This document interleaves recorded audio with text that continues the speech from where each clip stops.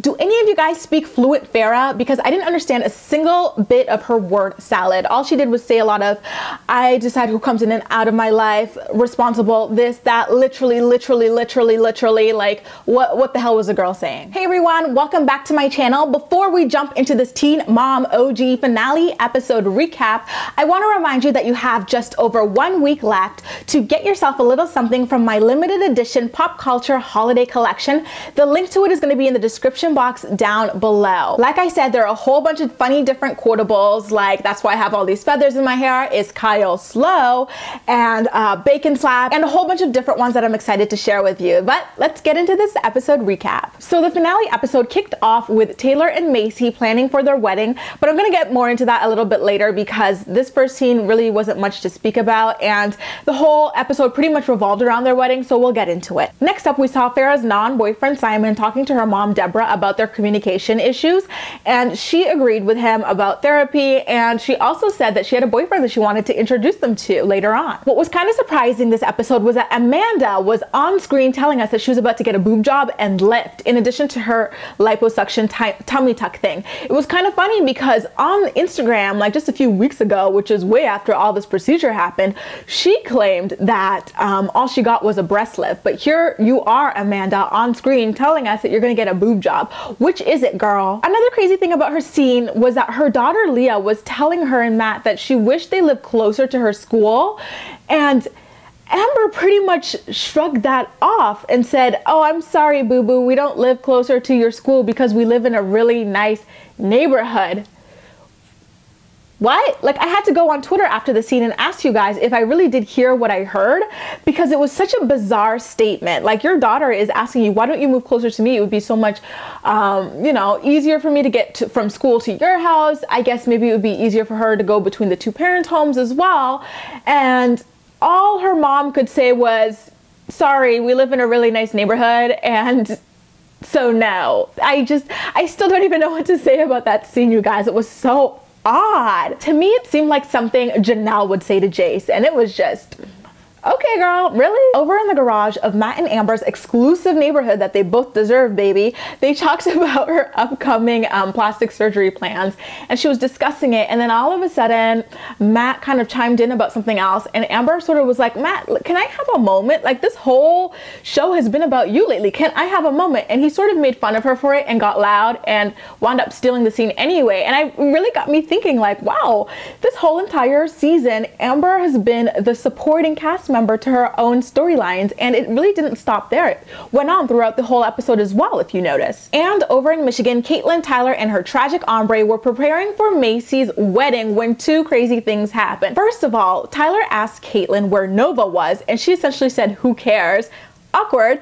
And second of all, they found out that Tyler's father, Butch, was back to his natural habitat, jail. Now we're back in Fairyland, where she, Simon, and her tragically brushed weave went out to dinner with her mom Deborah and her new boyfriend Dr. David, as she so affectionately calls him. Like I hinted in my preview recap, pretty much immediately after meeting, Simon exchanges a compliment for Dr. David, telling him that he brings out the best in Deborah, and then David uses that opportunity to sort of shit on Farrah. And you guys, like, it's great that Farrah's being put into her place, but I'm not sure that I like this guy because, like, first of all, he kind of admitted to being like a hardcore watcher of Teen Mom, which makes his relationship with Deborah kind of weird. If you ask me, kind of like the way Matt was a hardcore watcher and got with Amber.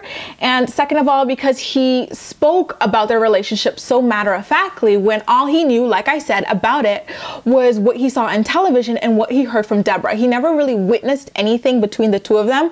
So to me, it was a little bit too soon for him to speak on the way she does or doesn't treat her mother, especially as someone who's about to join her family. I mean, if you guys are parents, like, how would you feel if, let's say, you kind of told someone a few things about, like, you know, fights you may have had with your kids, and all of a sudden they just meet your kid and dig into them? Like, it's kind of uncomfortable and awkward, and it would create a weird rift between your child and yourself, right? For example, something that he brought up, which was funny to me as a viewer, like, but was totally inappropriate, appropriate as someone who's trying to join Farrah's family was the fact that she bought her own engagement ring to Simon. To me as a viewer, I was like, yes, you better drag her, you better scalp her, because yeah, it's really crazy that she bought her own engagement ring, but you know, as someone who's looking at this as, you know, real people living a real life, a real family, it was really uncomfortable because the fact that Farrah bought her own engagement ring really is none of this guy's business. And that's the moment where Farrah starts to cry. She's like, you know what, like, I'm not even dating Simon, and if I'm dating someone, then they should be okay with the fact that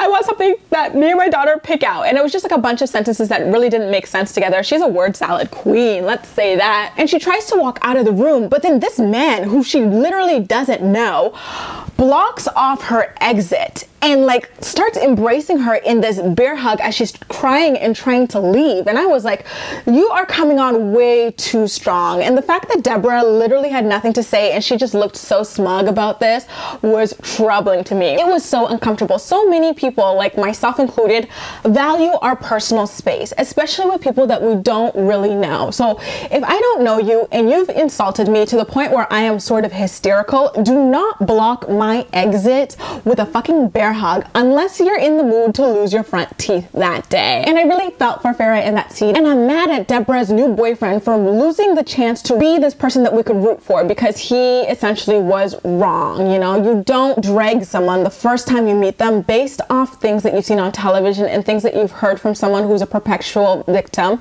You also don't force them to hug you and like trap them in a space where they clearly feel uncomfortable. He lost all points to me there, though I do appreciate his effort to become the new teen mom fan favorite character. And I actually hope to see him in the reunion. And then back over in Florida for Maisie and Taylor's wedding, we see them exchange wedding gifts. So Taylor got Maisie what I assume to be a diamond necklace or bracelet, which was probably purchased with her own money. And Maisie gifted Taylor with a freaking Rolex watch. I was so stunned at this, you guys, because I'm so thoroughly disappointed with the way MTV is portraying young motherhood. You know, teen moms are not out here having freaking open bar weddings, you know, diamond bracelets, diamond necklace. They're not buying their grooms and brides Rolex watches. It was very, very disappointing. And you know, especially considering how earlier in the episode we're seeing Amber talk about how she's resorted to lipo and a boob job as well. It was just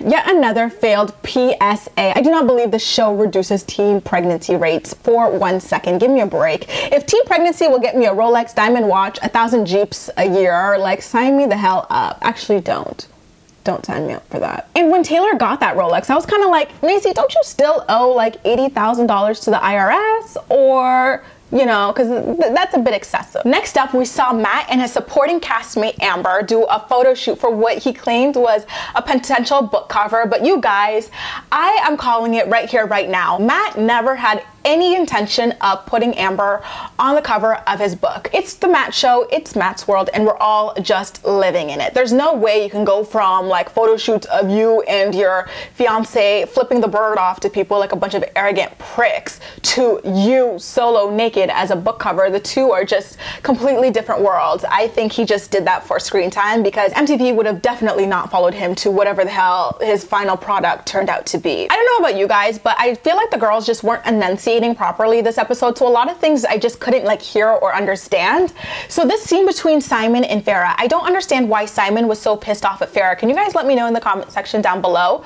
But one thing I have to point out, which was pretty sad, was the fact that Farrah said that David was not the first and probably won't be the last boyfriend of Deborah's who will put her down in front of Deborah, and Deborah won't defend her. I felt really bad for her in that instance. And then we see a little bit of Amber recovering after going under the knife for her boob job, boob lift, liposuction, whatever you name it. And of course, Matt gets another solo scene, which I will not be entertaining. And finally, the day is here for Maisie and Taylor's big wedding. You guys, that room that she was in when her mom gave her the family pearl necklace was so gorgeous. I love the way like it was all white. Then she had this like lilac lavender colored dress. She looked so beautiful, but I hate to be like the negative Nancy here, but that spray tan was atrocious.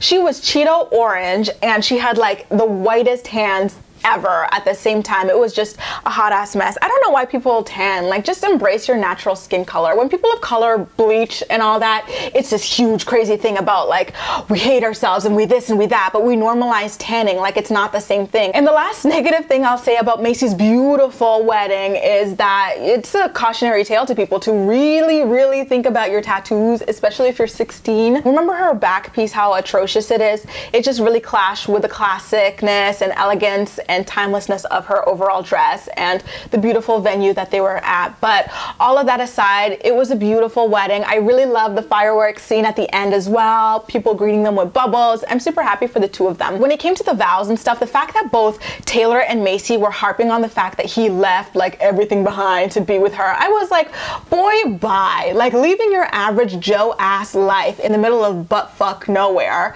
to be on a television show, use your girlfriend's money to buy a t-shirt line that she will run for you and split the profits with you, and, you know, travel around the world on a whim, have a free bachelor party, have a free wedding, get a free Rolex. You are really not sacrificing all that much, and you probably have the money to go fly back to the middle of buttfuck nowhere too. So I don't believe that you sacrificed a lot to be with Maisie.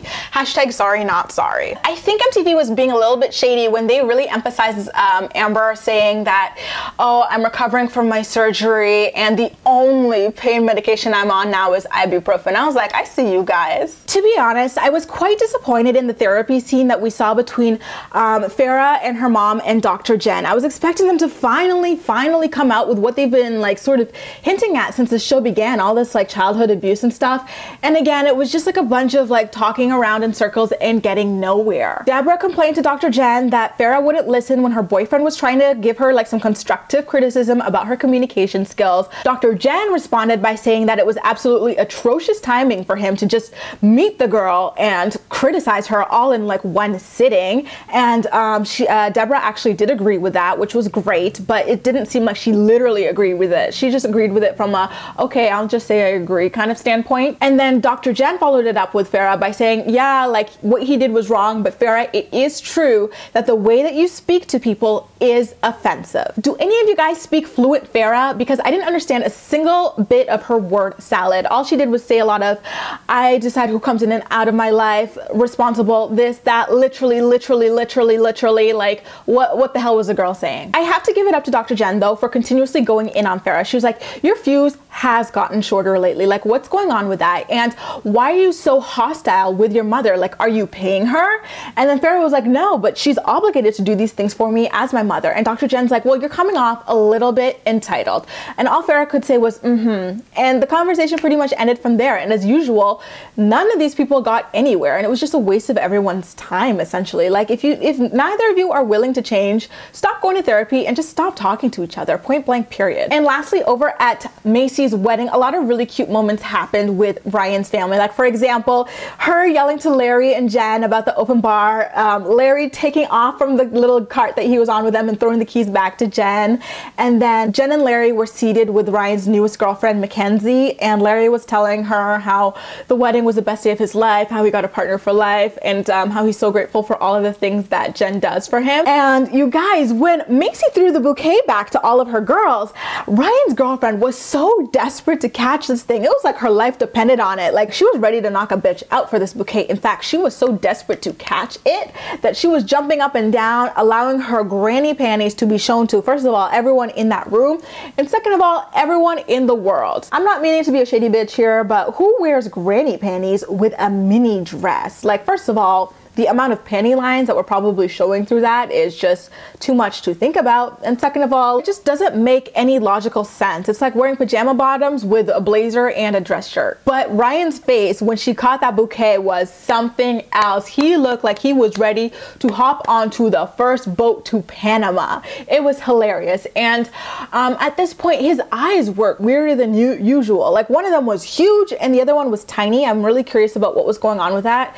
I don't know what that could be. It could be something medical. That's why I'm hesitating to say too much about it. But did you guys catch that? Like, how his eyes were like crazier than ever? And so you guys, that's it. That concludes the season of Teen Mom OG. I am so grateful that this season is over because it was boring as hell. But what I will say about this episode is that it was super quick pace and it was a really, really great ending. It was kind of like tying up all of the loose strings, and I wish that they would have just ended it here because Maisie finally got married. Caitlin and Tyler are already married. Matt and Amber, no one needs to know how that little train wreck will end.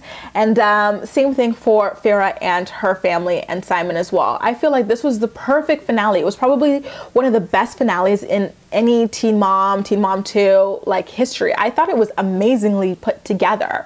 And so anyway, I'm excited to hear what you guys have to say about everything in the comment section down below. And don't forget, my limited edition pop culture collection is on sale for just 1 week more. You can catch the link to that in the description box down below. And as usual, I'm excited to hear what you have to say about the episode. Make sure to like this video, leave your comments down below, subscribe if you want to see more, and feel free to share it with your friends and follow me across social media as well, where I do love chatting with you. That's all for now, and thank you so much for watching.